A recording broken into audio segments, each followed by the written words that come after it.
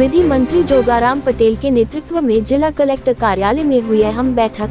Budget घोषणाओं के क्रियान्वयन की योजना पर हो रही बैठक। विधायक गोपाल शर्मा ने उठाया कलेक्ट्रेट सर्किल पर ट्रैफिक जाम और पार्किंग की समस्या का मुद्दा।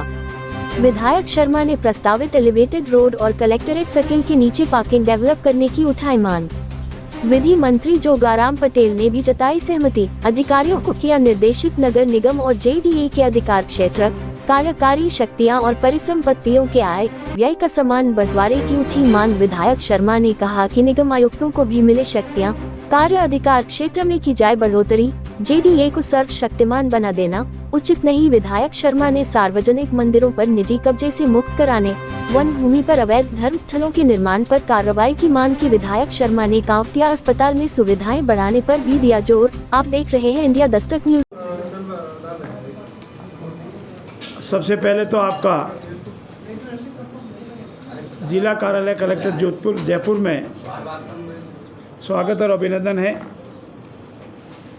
आप भी लंबे समय से लोकतंत्र के चौथे स्तंभ के रूप में कार्य कर रहे हैं।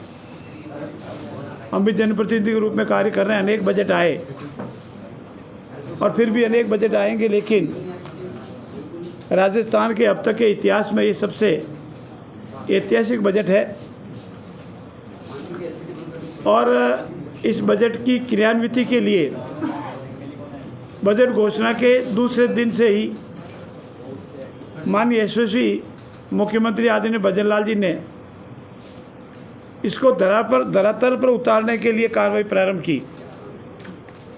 पहले उन्होंने सभी सेक्रेटरी जी, मंत्रिपरिषद के सदस्यों के साथ बैठक की, किस तरह से हम इस बजट की घोषणाओं को शीघ्र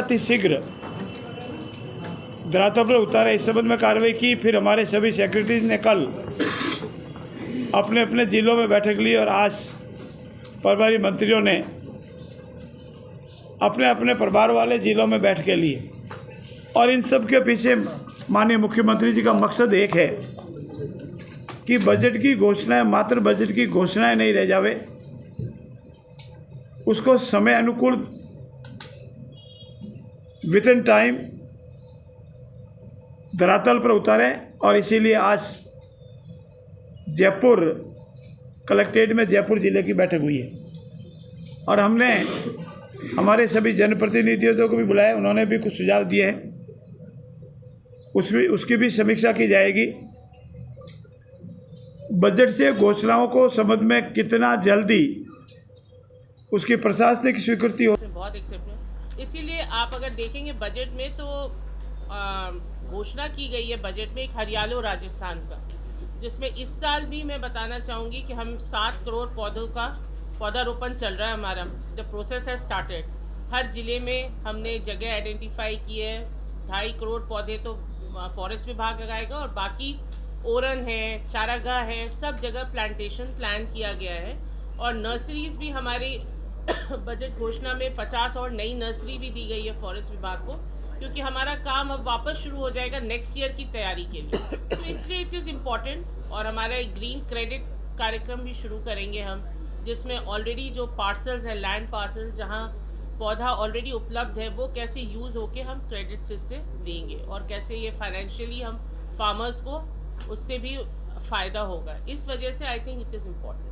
जस्टिस से मतलब जो है क्लाइमेट चेंज से जस्टिस की तरफ कैसे मूव होगी, ये क्या बात के और जिला कलेक्टर प्रकाश जी के नेतृत्व में हमारे ज़िले की टीम काम करेगी और दिन प्रतिदिन या सप्ताह में जो भी विभाग को कोई अड़चन आ रही है या विभाग को क्लैरिफिकेशन चाहिए, उसको वो क्लैरिफिकेशन करेंगे और उनको यथा योग्य दिशा निर्देश और डायरेक्शन भी देंगे।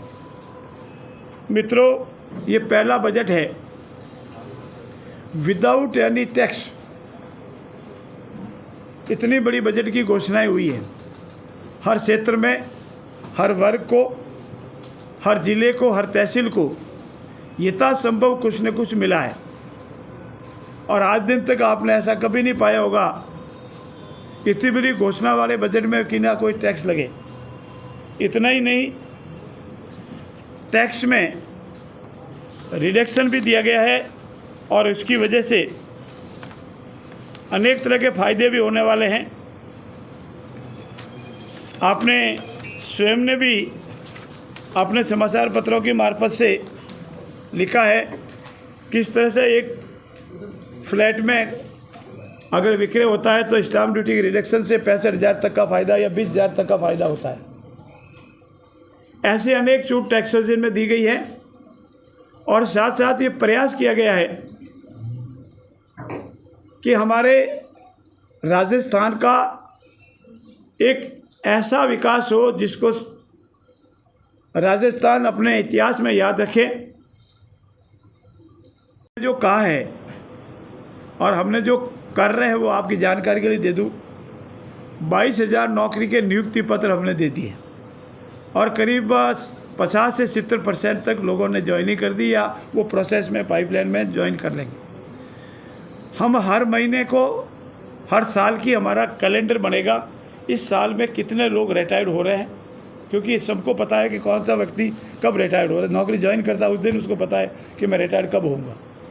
उसका पूरा कैलेंडर विभाग वाइज बनेगा और हमने जो आंकलन किया है उस आंकलन के आधार पर ही हमने घोषणा की है कि हर साल हम सरकारी नौकरी 4 लाख की देंगे।